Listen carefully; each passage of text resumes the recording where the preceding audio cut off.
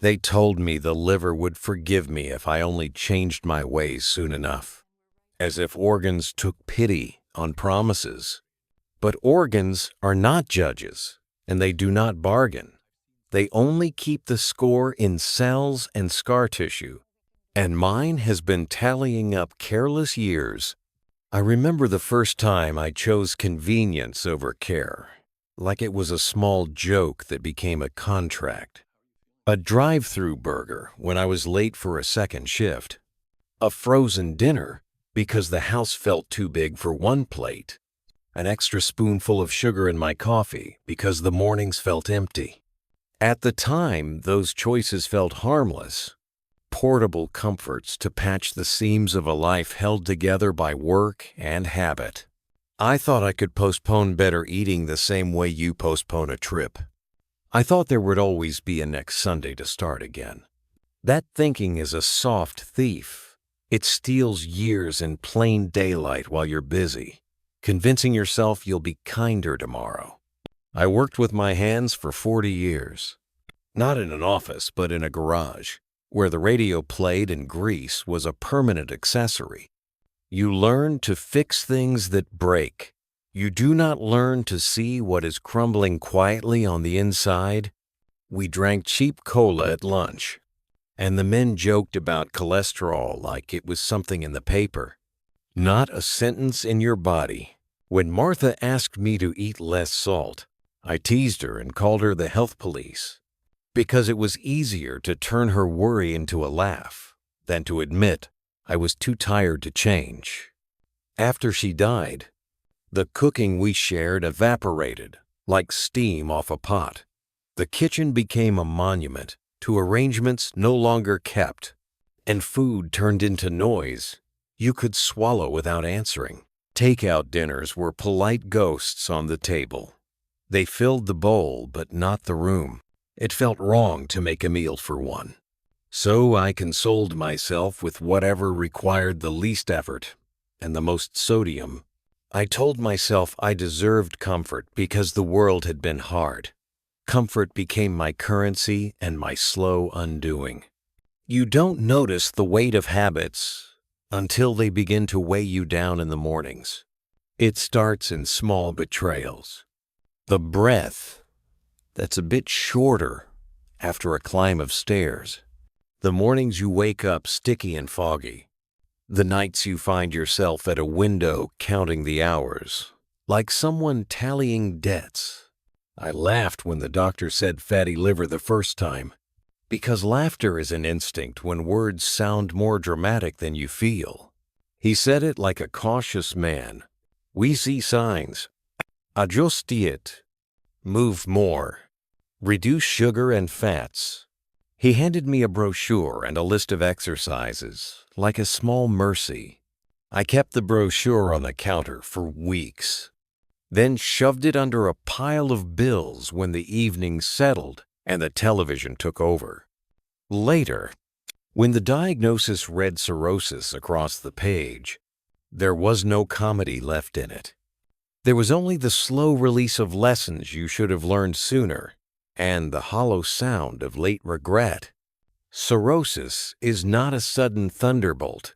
It is a long loss, tissue by tissue, until the liver that once filtered and stored and mended simply cannot do what it was made to do. It is quiet in its cruelty. It does its damage in the ordinary act of eating, sip by salted sip, until the body's ledger is full. People ask, sometimes with the kindness of strangers, why I didn't listen earlier. They want a tidy story of stubbornness turned to revelation. Some single moment where I could have chosen differently and the whole arc would be rewritten. Life, I've learned, hates tidy arcs. It prefers a messy accumulation. The late-night pizza after a funeral. The celebratory slices of cake at anniversaries. The small rewards after hard days. Each one made sense at the time. Each one felt like a necessary comfort. The tragedy is learning that comforts can be clever poisons. when they become the method of surviving rather than living. When Martha left the flowers on the table and the room smelled like soup, there was conversation and presence. When she was gone, the radio replaced voice and the clock replaced conversation. I ate to keep the silence company. I ate to feel less.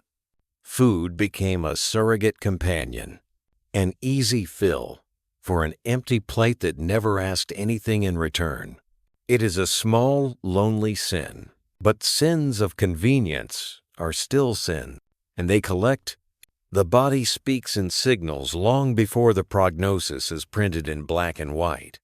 It is the bruise that doesn't heal, the ankle that swells, the yellow that begins to edge the whites of your eyes. I remember the afternoons when the light felt wrong, oily, and flat, as if my own skin had started reflecting the pallor inside. I would wake up with a heaviness under my ribs, and I would tell myself it was fatigue, and keep going. My daughter, Sarah, would visit and bring fruit because she liked to remind me there were other flavors than grease. She would ask me how I was feeling, and I would say, fine, the same way I always had, because fine is a versatile lie, and because admitting fear meant starting a conversation I wasn't sure I wanted to finish. When she left the first brochure from the liver clinic on the table and sat in the chair looking at me as if she could see through all the small deceptions, I felt something like shame, which is an honest mirror. Dad, she said quietly, you can change some things. I wanted to tell her I was trying, but the truth was I had tried and then given myself permission to resume old comforts when grief or weariness pressed in. Trying once is not the same as changing a life. There are patterns you repeat because they are familiar, even if they are killing you slowly. The same men I grew up with. We passed down habits like heirlooms. A Saturday night with burgers. A Sunday with a sugary pie. A just this. Once that folded into routine. We thought that small denials of self were trivial, honorable sacrifices traded for family comfort, and the illusion of keeping going. We thought being practical meant choosing ease over effort, as if we were always in the middle of a shapeless emergency that required immediate consolation rather than long-term care. In truth, building a life on expedience is building on sand. When the tide comes, the foundations wash away. I never believed being careful with my body was necessary because I had not been taught to think of the future self as someone to protect. Where did that lesson go missing? In the urgency of work, in the distraction of loneliness, in the assumption that bodies are replaceable until they are not. When the doctors finally spoke in blunt terms, when the scans and biopsies said what a man of my age had been toying with like a rumor for years, there was a kind of grief that you cannot mourn properly because it is a slow dissolution. Martha's absence took away the appetite for a better life, but the diagnosis took away the pretense that I could simply reverse course and be forgiven. There are treatments, they said, but treatments have limits. The nurses explain things with schedules and pills and dietary charts.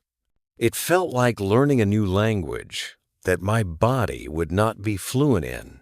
I tried. Of course, I bought vegetables and read recipes. I made a few soups that tasted more hopeful than satisfying. I walked around the block twice and felt proud and foolish at the same time. The irony is that small changes can be meaningful, but they cannot always repair decades of neglect. A garden cannot be planted overnight and yield a harvest by morning. And sometimes, by the time you decide to cultivate, the soil has been too long unprepared. Loss teaches you the value of ordinary things, and the ordinary thing I mourn most is the simple act of sharing a meal. Martha and I used to prepare soup together, a slow ritual where conversation happened in the pauses between stirring and tasting. She would comment on the saltiness, and I would insist it was perfect. We would quarrel about nothing and then laugh about it over bread. Those dinners were not glamorous. They were the architecture of a quieter intimacy. After she was gone, I learned to feed myself without ceremony, to shove food down between television commercials, to treat the body like it was an errand rather than a companion. That is a particular cruelty to oneself. To eat in ways that sustain immediate comfort and deny future life.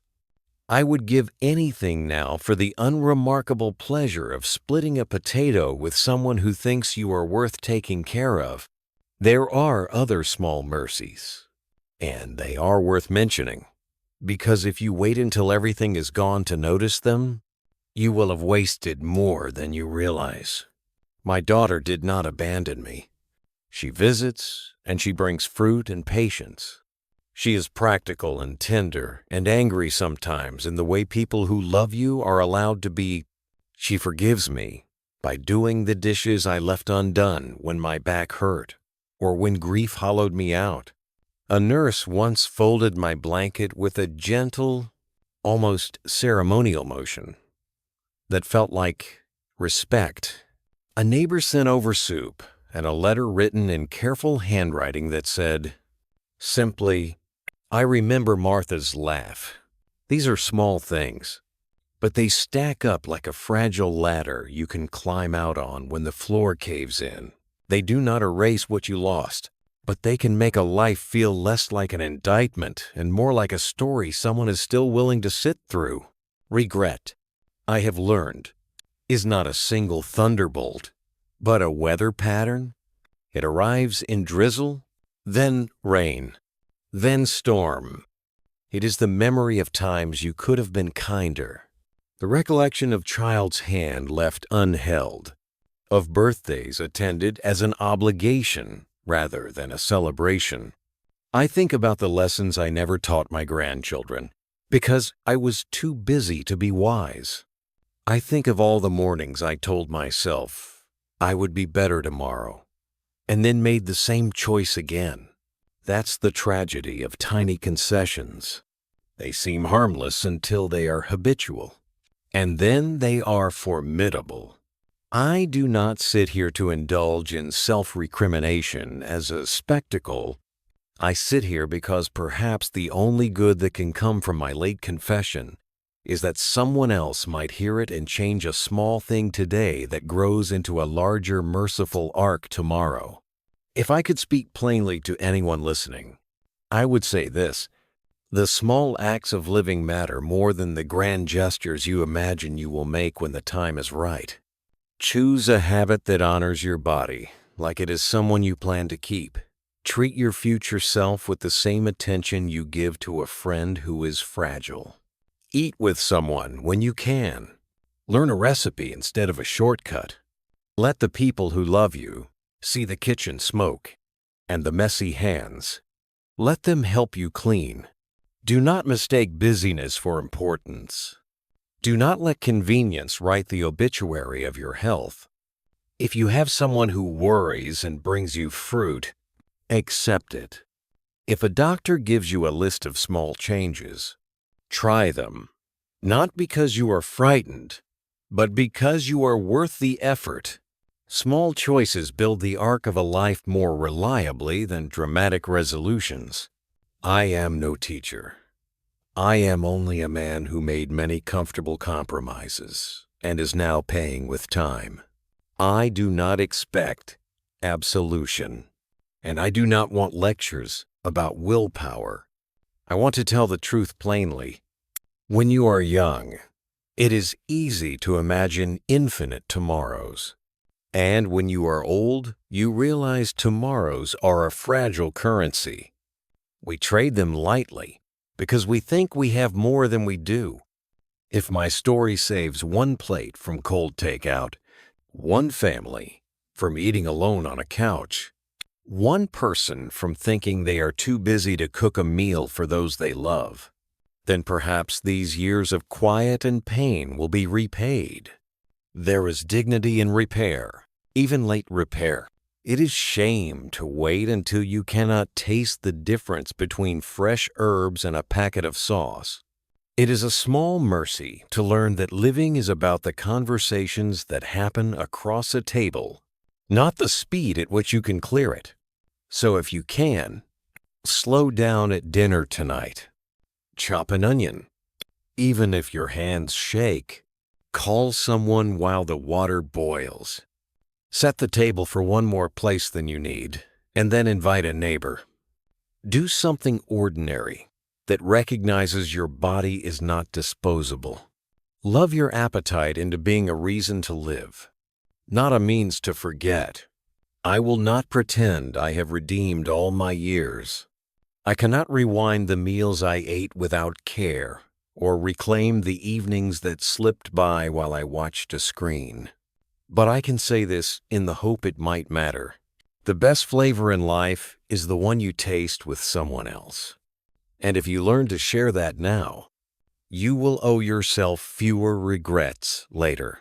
When the doctors talk about liver failure, they are using a clinical phrase to describe what is, at its heart, a series of neglected conversations with your own body. Start the conversation before the silence becomes irreversible. And if you love someone, cook them something that takes time. It will be the simplest kind of mercy.